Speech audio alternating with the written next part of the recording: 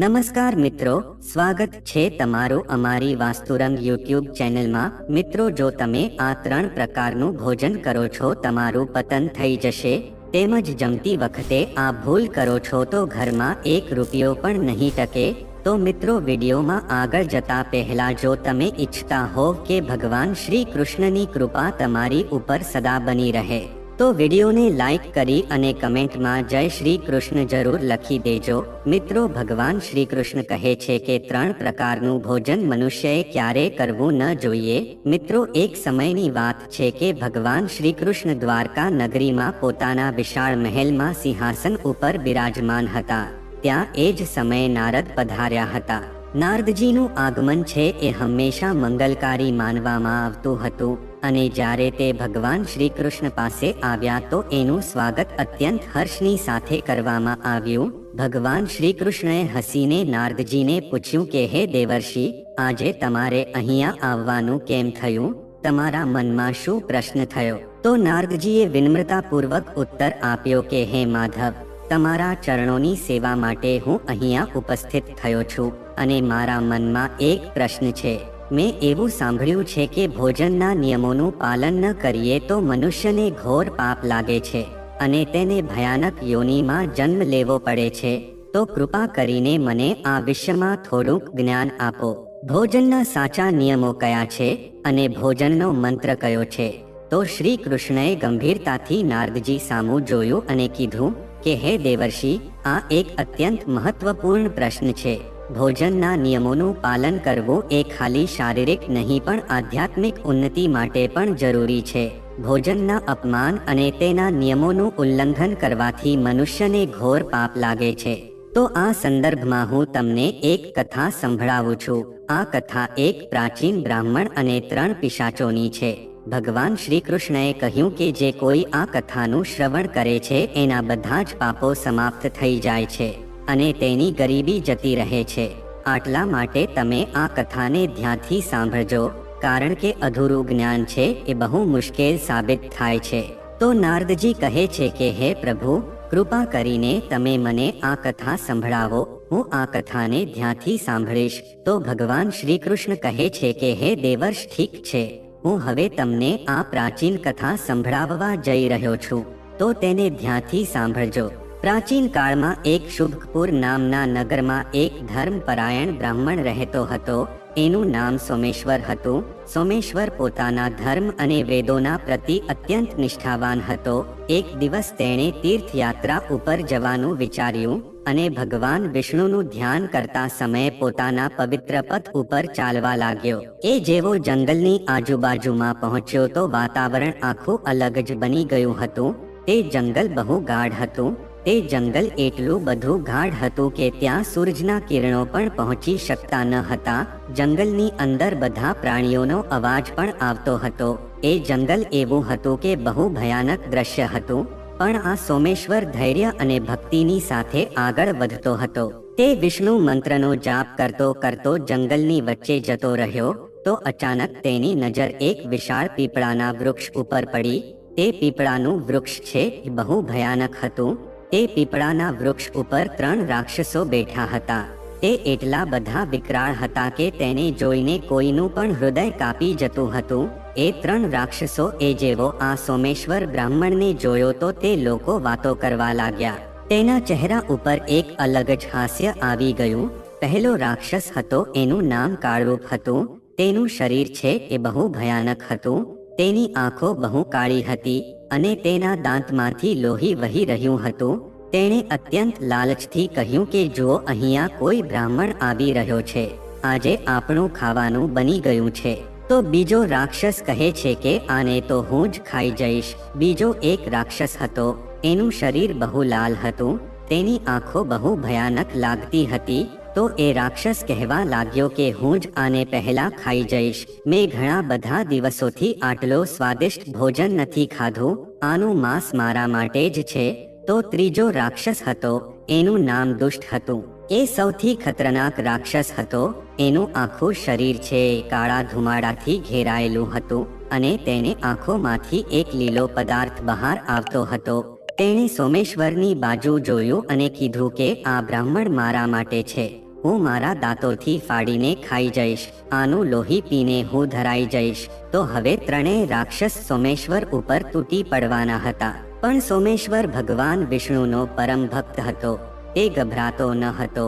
એને તરત જ ભગવાન વિષ્ણુનું સ્મરણ કર્યું અને ઉચ્ચ સ્વરમાં વિષ્ણુના મંત્ર ઓમ નમો ભગવતે વાસુદેવાય મંત્રનો જાપ કર્યો.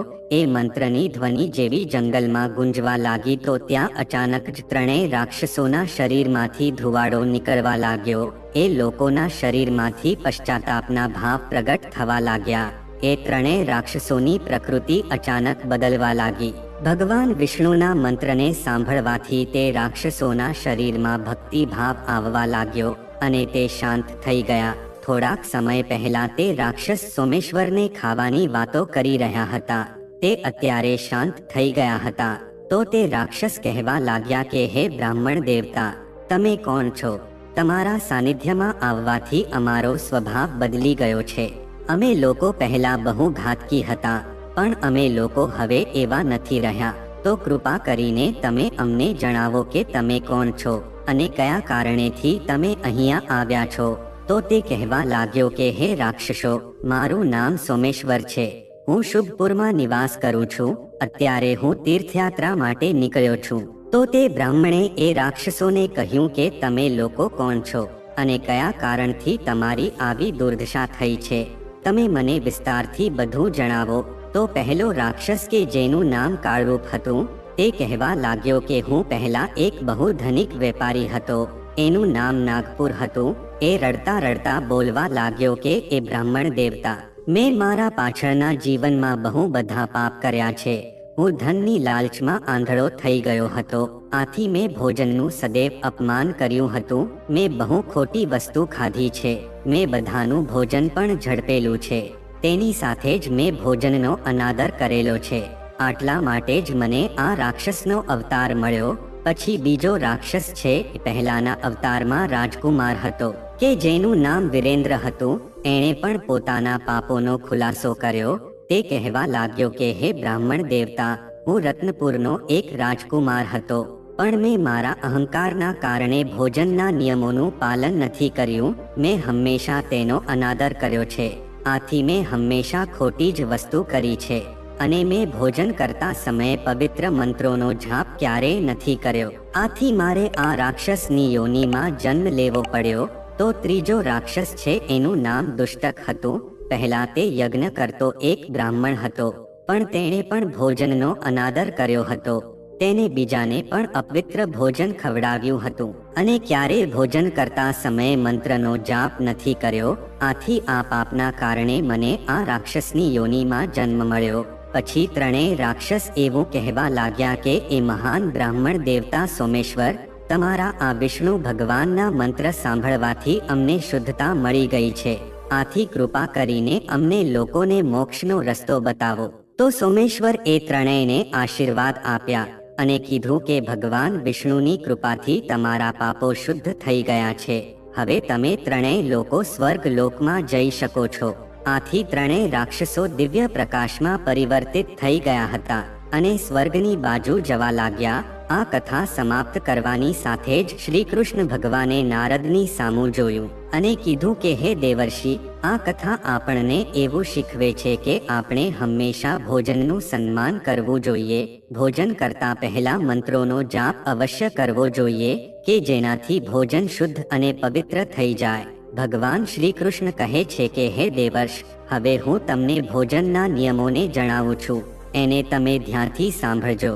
ભોજન જ્યારે આપણે ગ્રહણ કરીએ છીએ તો એના પહેલા આપણે થોડુંક ભોજન છે એ જમીન ઉપર રાખવું જોઈએ કે જેનાથી દેવતા, પશુ, પક્ષી, સાપ, કીટાણુઓ, રાક્ષસો કે જે પોતાના કર્મના બંધોથી બાંધેલા છે તો એ બધાને અન્નની પ્રાપ્તિ થાય.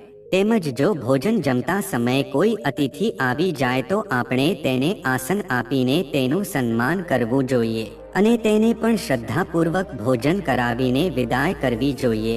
કારણ કે જો આપણા ઘરમાંથી અતિથિ જે હોય છે તે નિરાશ થઈને જતા રહે છે તો તે પોતાના પાપો મૂકીને શુભ કર્મોને લઈને જતો રહે છે.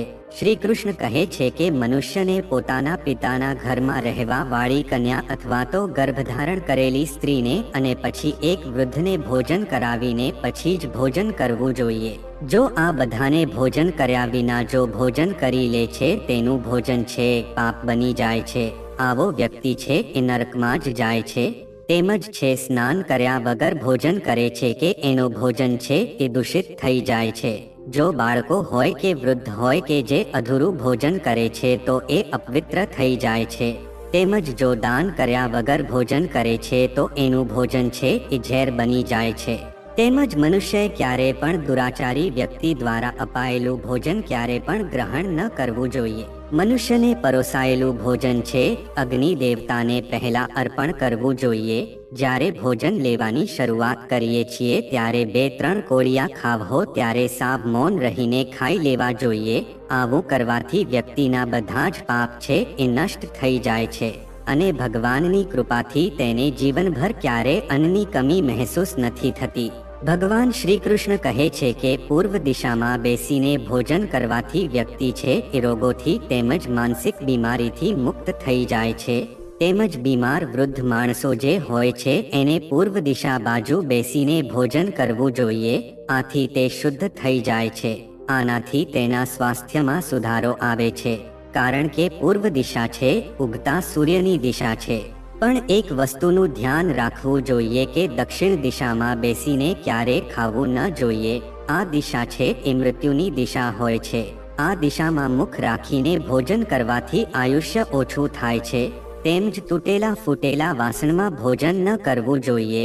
આ દુર્ભાગ્યને આમંત્રણ આપે છે. આથી ભોજન હંમેશા સ્વસ્થ થાળીમાં જ કરવું જોઈએ. ગંદી થાળીમાં ભોજન કરવાથી જીવનમાં દુર્ભાગ્ય આવે છે. તેમજ એકાદશીના દિવસે તામસિક ભોજન ન કરવું જોઈએ. જે મનુષ્ય આ ભૂલ કરે છે તો લક્ષ્મી એને છોડીને જતી રહે છે. આટલા માટે ભોજન છે આપણી જરૂર પ્રમાણે જ લેવું જોઈએ. જો ભોજનનો બગાડ કરીએ છીએ તો તે બહુ અપમાન થયું એમ કહેવાય છે. આથી આપણને બહુ ઘોર પાપ લાગી શકે છે. જો કોઈ વ્યક્તિ આપણી સાથે ભોજન કરે છે તો એનું ભોજન જ્યાં સુધી સમાપ્ત ન થાય ત્યાં સુધી આપણે ઉઠી ન જવું જોઈએ. તેમજ ભોજન કરીને પછી જે લોકો પોતાની થાળીમાં જ હાથ ધોવે છે તો એનાથી ભોજનનું અપમાન થાય છે. ભોજન પછી પોતાની થાળીમાં જે લોકો હાથ ધોવે છે એ લોકો નીચી યોનિમાં જન્મ લે છે. સૌથી પહેલા એક વાત યાદ રાખવી જોઈએ કે વ્યક્તિએ પથારીમાં બેસીને ભોજન ન કરવું જોઈએ. આવું કરવાથી વ્યક્તિને ઘણા બધા રોગો થઈ શકે છે. આથી ભોજન હંમેશા જમીન ઉપર આસન પાથરીને જ લેવું જોઈએ. આથી ભોજન કરતા સમયે દિશાઓનું ધ્યાન રાખવું એ વધુ આવશ્યક માનવામાં આવે છે. જો ખોટી દિશામાં બેસીને અથવા ખોટી દિશામાં મોઢું રાખીને જો ભોજન કરવામાં આવે તો વ્યક્તિમાં દુર્ભાગ્ય આવી જાય છે. ભગવાન શ્રી કૃષ્ણ કહે છે કે જે ભોજન ઉપરથી કોઈ વ્યક્તિ ઓળંગીને જાય છે અથવા તો તેની ઉપર પગ મૂકીને જાય છે તો એ ભોજનને ક્યારેય ખાવું ન જોઈએ. આવું ભોજન અશુદ્ધ થઈ જાય છે. આવા ભોજનને પશુઓને ખવડાવી દેવું જોઈએ. તેમજ બીજા કોઈ ઓળંગેલું ભોજન ખાવાથી મનુષ્યની આયુષ્ય ઓછી થાય છે અને તેના શરીરમાં ભિન્ન ભિન્ન પ્રકારના રોગો ઉત્પન્ન થાય છે. જો ભોજનમાં વાળ નીકળે છે તો એ ભોજન અપવિત્ર થઈ જાય છે. જો આપણા ખાવામાં વાળ નીકળે છે તો આપણે તેને ભગવાનને પ્રસાદના રૂપમાં પણ ન ધરવું જોઈએ અને આપણે પોતે પણ ખાવું ન જોઈએ. આવું ભોજન દૂષિત માનવામાં આવે છે. ભગવાન શ્રી કૃષ્ણ કહે છે કે એક મનુષ્યએ બીજાને પીરસેલું ભોજન પણ ન ખાવું જોઈએ. તેમજ જે મનુષ્ય બીજાને પીરસાયેલું ભોજન ખાય છે તો તેનાથી દેવી અન્નપૂર્ણા છે ઈર્ષાઈ જાય છે. આથી ભોજન હંમેશા બધાને આપીને જ લેવું જોઈએ. તેમજ ભોજન કઈ રીતે લેવું જોઈએ તો પવિત્ર આસન ઉપર બેસીને પોતાના પગને ભૂમિ ઉપર રાખીને પૂર્વ બાજુ મુખ રાખીને ભોજન લેવું એને જ સર્વોત્તમ માનવામાં આવે છે. પૂર્વાભિમુખ ભોજન લેવાથી સ્વર્ગની પ્રાપ્તિ થાય છે. તેમજ ભોજન કરીએ છીએ એ પહેલા આપણે હાથ પગ ધોઈને જ ભોજન કરવું જોઈએ. તેમજ ભોજનના પાત્રને ધરતી ઉપર રાખીને ભોજન કરવું ઉત્તમ માનવામાં આવે છે. શાસ્ત્રોમાં આ પ્રકારના ભોજનને ઉપવાસ સમાન જણાવવામાં આવ્યું છે. તેમજ મનુષ્યએ પોતાનો ગુસ્સો ઉતારીને જ ભોજન કરવું જોઈએ. જો ગુસ્સાવાળો સ્વભાવ રાખીને જે ભોજન કરવામાં આવે છે તો ભોજનનું અપમાન થાય છે અને ઘણી બધી વ્યાધિઓ ઉત્પન્ન થાય છે. અને જો આપણું મન કંઈક બીજે હોય તો પણ ભોજન ન કરવું જોઈએ અને ગુસ્સાવાળી પરિસ્થિતિમાં ભોજન કરવું એ બહુ અશુભ માનવામાં આવે છે. તેમજ જે લોકો ચપ્પલ પહેરીને ભોજન કરે છે એને પણ અશુભ માનવામાં આવે છે. આ પ્રકારના ભોજનને આસુરી ભોજન કહેવામાં આવે છે. જો પેટ ખરાબ હોય તો પણ ભોજન ન કરવું જોઈએ. તેમજ ભીના કપડાં પહેરીને ભોજન કરવું એ પણ અશુભ માનવામાં આવે છે. તેમજ સૂતા અથવા તો ઊભા રહીને ભોજન ક્યારે પણ ન લેવું જોઈએ. આવું કરવાથી ઘરમાં ગરીબી આવે છે. તેમજ જ્યારે તમે ભોજન કરો છો તો વેદોનું ઉચ્ચારણ ન કરવું જોઈએ. શાસ્ત્રો પ્રમાણે મિત્રો એક સ્ત્રીને પોતાના પતિ પછી જ ભોજન ગ્રહણ કરવું જોઈએ. જો પતિ છે પોતાના ઘરેથી દૂર હોય તો પતિને ધ્યાન કરીને જ ભોજન ગ્રહણ કરવું જોઈએ. આનાથી પોતાના પતિનું આયુષ્ય વધે છે અને સ્ત્રી છે સૌભાગ્યવતી બને છે. પતિ પહેલા ભોજન કરવો એ શાસ્ત્રોમાં શુભ માનવામાં આવતું નથી. આનાથી પતિની આયુષ્ય ઓછી થાય છે. વિષ્ણુ પુરાણ અનુસાર પતિ પત્નીએ એક સાથે બેસીને ભોજન ન કરવું જોઈએ. આવું કરવાથી બંનેમાં વિવાદ ઊભો થાય છે. તેમજ અંધારામાં અથવા તો આકાશની નીચે બેસીને ભોજન ન કરવું જોઈએ. ભોજન કરતા સમયે ઉપર અગાસી અથવા તો એક વૃક્ષનો પડછાયો ન હોવો જોઈએ. તેમજ નગ્ન અવસ્થામાં ભોજન કરવું એ પણ અશુભ માનવામાં આવે છે. આથી હંમેશા વસ્ત્રો પહેરીને જ ભોજન કરવું જોઈએ. તેમજ કોઈ વાહનમાં બેસીને ભોજન ગ્રહણ કરવું એ પણ અશુભ માનવામાં આવે છે. તેમજ પોતાની પથારીમાં બેસીને ભોજન કરવું એનાથી વ્યક્તિને આયુષ્ય ઓછી થાય છે. તેમ જ રડતા રડતા અથવા તો હસતા ભોજન ન કરવું જોઈએ. આનાથી બહુ ઘોર પાપ લાગે છે. ભગવાન શ્રી કૃષ્ણ કહે છે કે હે દેવર્ષ, આ પ્રકારે મેં તમને ભોજન કરવાના ઘણા બધા મહત્વપૂર્ણ નિયમો જણાવ્યા છે. તો નારદજી એ શ્રી કૃષ્ણને પૂછ્યું કે હે માધવ, તો તમે કૃપા કરીને મને એ મંત્ર જણાવો કે જેને ભોજન કરતા પહેલા એનો જાપ કરવો જોઈએ. તો ભગવાન શ્રી કૃષ્ણએ કીધું કે આ મંત્ર અત્યંત સરળ છે, પરંતુ આનો પ્રભાવ બહુ મહાન છે. એ મંત્ર આ પ્રમાણે છે: ઓમ સહનાવવસ્તુ સહનવ ભુનક્તુ સહવીર્યમ કરવાવહે તેજસ્વીના વદી તમસ્તુ ઓમ શાંતિ શાંતિ શાંતિ. આ મંત્રનો અર્થ એ છે કે ભગવાન આપણને શક્તિ આપે, તેમજ પોષણ આપે અને આપણને જ્ઞાન પ્રદાન કરે. આથી નારદજીએ ભગવાન શ્રી કૃષ્ણને પ્રણામ કર્યા. તો મિત્રો, આ રીતે ભોજનના નિયમો નારદજીના માધ્યમથી ત્રણેય લોકોમાં ફેલાઈ ગયા હતા.